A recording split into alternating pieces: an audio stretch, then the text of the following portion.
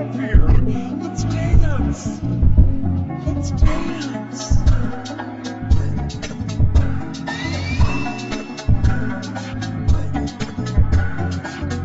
Hello magical hands and welcome to the channel. If it's your first time here, thank you for joining this family, and if you're a returning subscriber, thank you for coming back.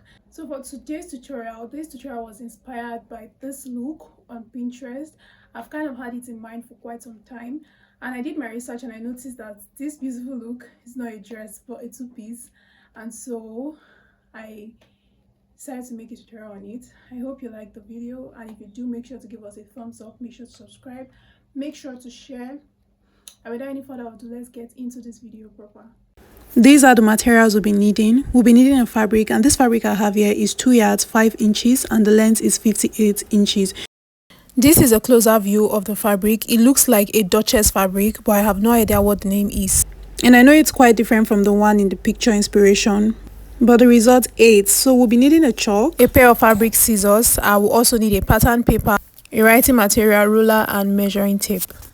Now we'll fold my fabric into 2 as seen, so I can start cutting the skirt, because the skirt is the first thing I want to cut, and I will just go ahead and cut this directly on the fabric. So for the length of the skirt, I will mark 19 inches, and I'll make a very straight line across that point, just as you can see, just to indicate that that is my starting line. Okay, so above that starting line, I'm going to mark 1/2 inch, which is going to be the sewing allowance of that part. This skirt that I'm making, I don't want it to have a waistband. It's going to be a bandless skirt.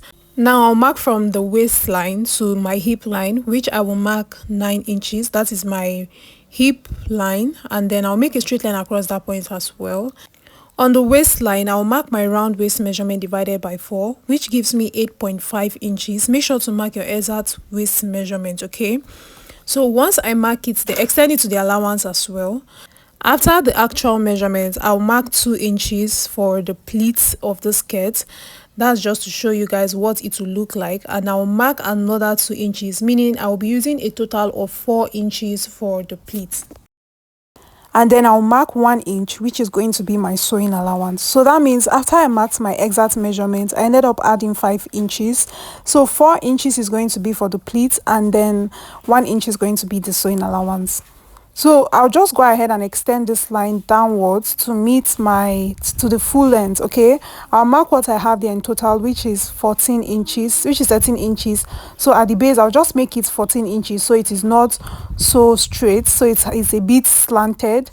But the aim is just bring the measurement you have on your waistline to the full length. I don't think your hip measurements will be bigger than that whole measurement you have around the waist there. So this is everything for the skirt, and I'll cut this out. This can either be the front or the back piece, but whichever piece you want this to be, make sure to cut exactly the same piece for the back piece as well. We're going to duplicate the exact thing, and also make sure to notch on your exact waist measurement. It's very important. Make sure to notch on the exact waist measurement, just as you can see me doing. Now that I'm done with the skirt piece, I'm going to keep that aside. I will move over to the top part of this. So I have my pattern paper folded into 2, and I'm going to start marking my basic bodice points here. The first point I marked was from my shoulder to my bust point, which is 11 inches, and I'll make a straight line across that point. Next, I'll mark from my shoulder to my under bust, which is 14.5 inches. I'll make a straight line across that point as well. The next point will be from the shoulder to the half length, which is also the waistline, and I'll be marking 18 inches for mine. Make sure to place your measurements on yours and find out what your basic points are. And if you're a beginner, I have a detailed video on how to draft your basic bodice. So all you have to do is to click on the link in the comment section to watch that. And then we have from the shoulder to the hip line, which I marked 26 inches for mine. I indicated what each of these lines stands for, and on the top part, I'm going to mark my round shoulder measurements divided by 2, which I have 7.5 inches. At that point, I'll come down by 1 inch in order to get my shoulder slope. And then I'm going to also mark my round neckline, that's the width of the neckline, which I am using 3.5 inches. So I'll connect that 3.5 inches to meet that shoulder slant. And then for the depth of the neckline, I'm going to still use the same 3.5 inches that I used.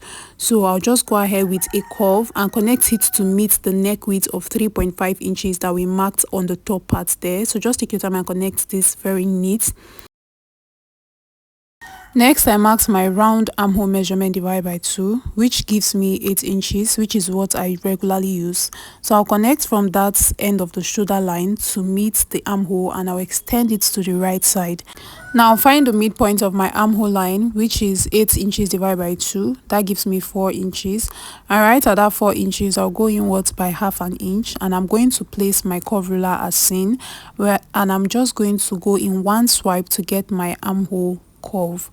This blouse does not need a dart, so we are not going to take any dart at all. We'll just go ahead and start applying our round bodice measurements. On the bust point, I'll mark my exact bust measurement divided by 4, and I'll skip to my half length. I'll mark my round waist measurement divided by 4.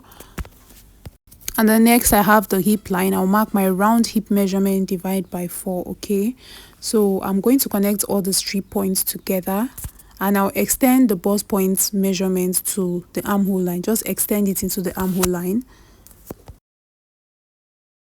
I also noticed that from this my new shoulder, because of the shoulder slant, the length of this blouse reduced from 26 inches to 25.5. So I just went ahead and just added 1.5 inch extra to the full length, so this can be long enough.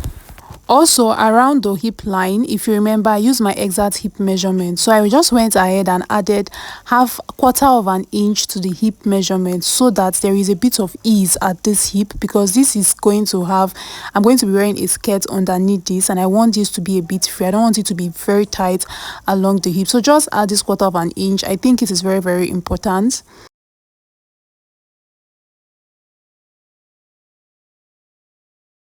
Now this is what it looks like after I've cut it out. By the time I open it up, this is what it will look like. So we'll go ahead and first of all cut out the front piece of the blouse. I folded my fabric into 2, and I took my time to place this nicely. So I made sure to place the folded side of the pattern paper on the folded side of the fabric. Now I am chalking down my sewing allowance, which I am going to use 1 inch for my sewing allowance. Remember, we didn't add sewing allowance to the pattern paper, so just go ahead and add your sewing allowance. I don't know why I don't like adding sewing allowance to my armholes, but I'm just going to add very small, just quarter of an inch, and then make sure to add half an inch to the shoulder line, because it's very important. Also, I'll not be using a lining for this dress, so I'm going to need to add a bit of sewing allowance to the neckline, because I am going to hem this. Now, in order to cut the back piece, I'm going to have to slash this, and I'm going to slash this at the under bust measurement. Now, if you want, you can slash this on your half length, but make sure to go 1 inch above the half length before slashing it, because that will have it too close to the waistline, and we want this dress to be very snatched along the waistline. So best option is to slash it at your under bust line.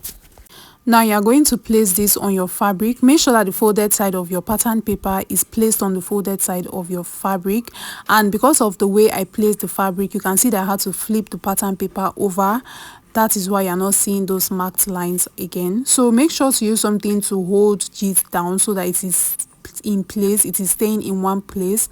The space I have between the cowl neck, that's that extra space, and then the neckline is about 11 inches, but because of my fabric, because I need the sleeves to be very long, I was scared to use more than that 11 inches, so just place something right there as well.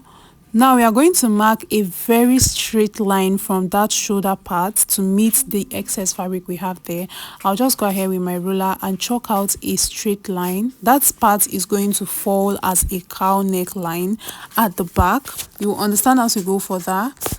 And then now I'll start marking my sewing allowance all round, same way we did to the front piece. Just go ahead and mark your sewing allowance all through.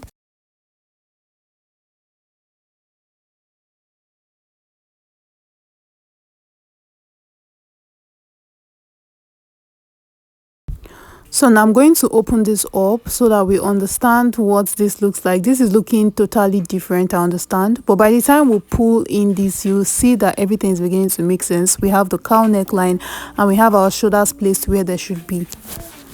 Moving forward, I have to open up the pattern paper. Remember, we cut open this pattern paper, so I have to close up that part that is torn.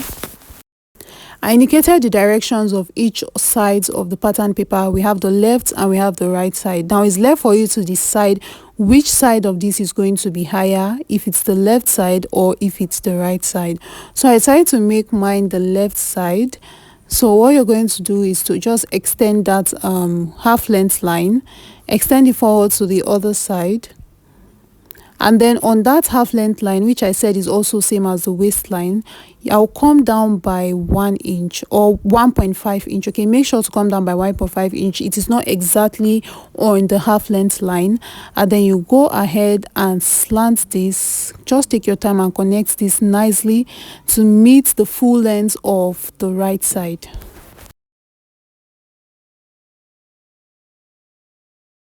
Now place the pieces of my blouse on each other. Make sure that the wrong face of each of them are touching each other. That way we'll have like the right face facing up. And then I'm going to bring that pattern paper and place on it so that I can cut my asymmetric base. And make sure to leave some hemming allowance while you are cutting this out. So make sure to leave some allowance that you use to hem, or to, if you are using a lining, to turn your lining. First thing I will do is to hem the top part and the lower part of both the front and the back piece. After which I will proceed to iron. Make sure to iron the hem side, the place you've hemmed already. Make sure to iron it neatly.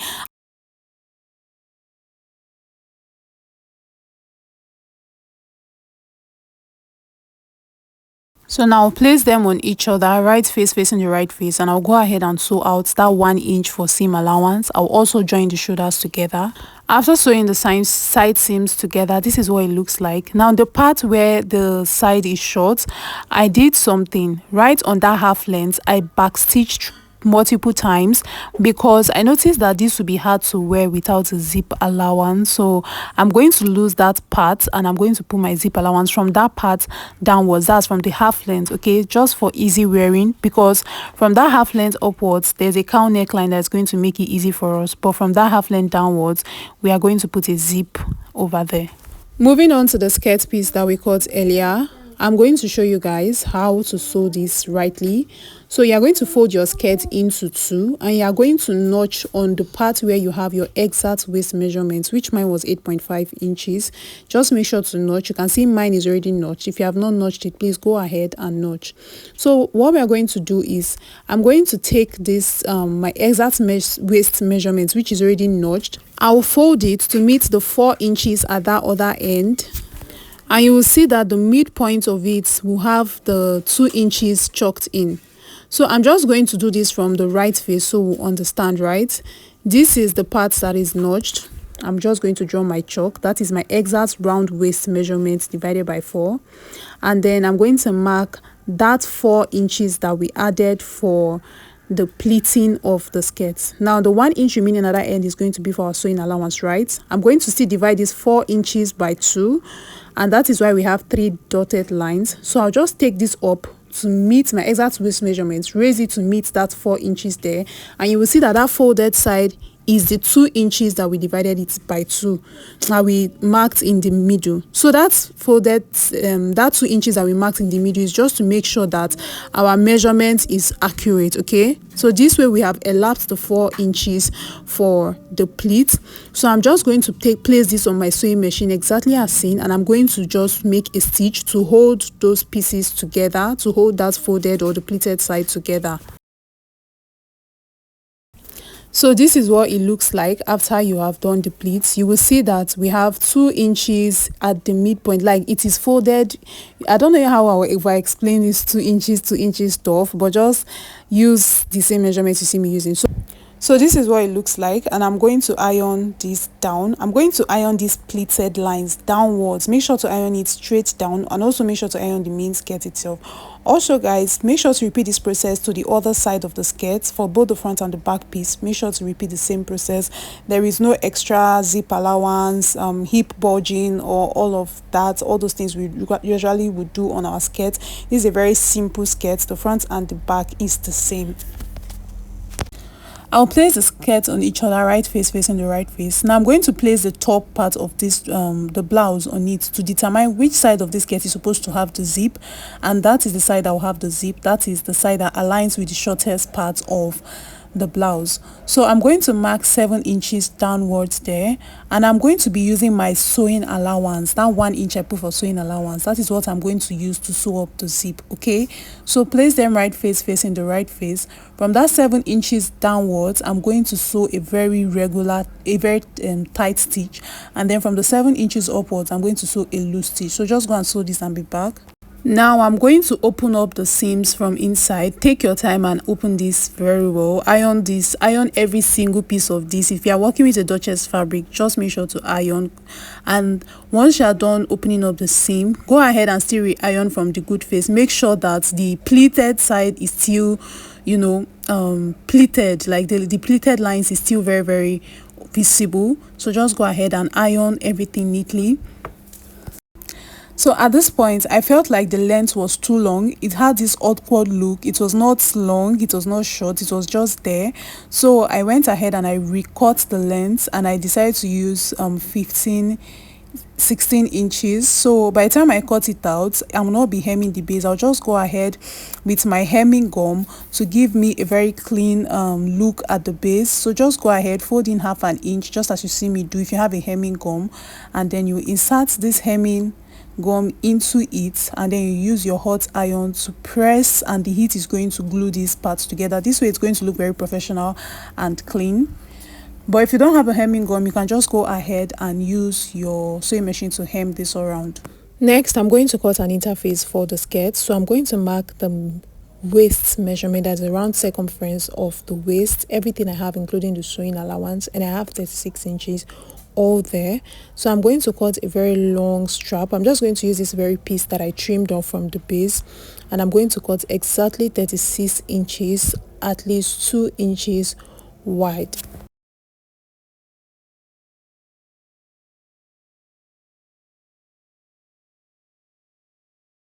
I'll place this interface right face facing the right face of the skirt, and I'm going to sew that half an inch that we put earlier for the sewing allowance of the top part of the skirt.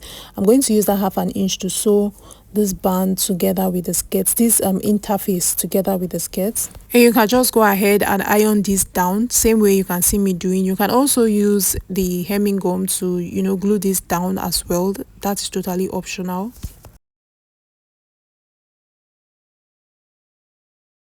Afterwards, this is what the skirt looks like. It looks very straight, I know, but when you put it on, the pleat is going to bring out that fitting that you are seeing in the picture. For the blouse, I need to cut out the sleeve, and then I folded this part of this fabric. First thing I will do is to mark the full length of the sleeve. And for the full length, I used 23 inches. I'll take out my top piece, that is the blouse, and I'm going to place the armhole on it as seen. Usually I will place it as seen from the top part, but I noticed something, that it works better when you place it from underneath it as seen, not from the top. So this way you are going to see that it's going to give you that curved armhole, like if you were drafting an armhole on your blouse, it's going to give you a curve. But this is the method I use all the time. I'm not going to lie to you guys, I hate drafting patterns for sleeve. This is the method I use, and this works for me every single time. And that way I can mark my allowance right on it. You can see how the sleeve formed very well. So now I'm going to mark what I have at that top part of the sleeve. I'm going to connect it downwards very straight. I'm not going to shape this sleeve. This sleeve is going to be very. So now from the base of the sleeve, I'm going to mark 5 inches, and I'm going to draw a very straight line at that 5 inches. So I cut out a band of about 1.5 inches, and I'm going to go ahead with my iron to fold it in.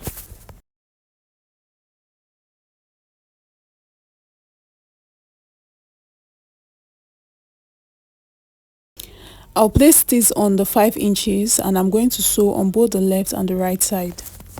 After sewing it, this is what it looks like. I'm going to fold this up, and I'm going to sew the sewing allowance that I had on the top part downwards.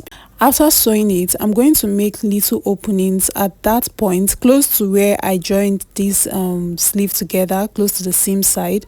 I'm going to make openings because this sleeve is going to have a terrible rope that is going to give that side of the pant some fitting. And now I can go ahead and join the sleeve to the blouse. This is what it looks like, and the last thing for me to do will be to fix in some ropes into that channel space, that opening that I did around the sleeves. And then I also made this rope earlier, so there is really no clip for it. So I'll flip this over to the back, and I'm going to place these ropes. I'm going to cut 2 equal ropes, and I'm going to place it on the neckline of the back piece, just exactly as you can see. And this is going to bring us to the end of this tutorial, guys. Make sure to iron yours very well. I can tell you that this fabric was not the best option for this dress. It would have come out more perfectly if I had used another fabric, but then I believe this still came out well. Let me know what you think in the comment section. Don't forget to subscribe. Bye. Get up here! Let's dance! Let's dance!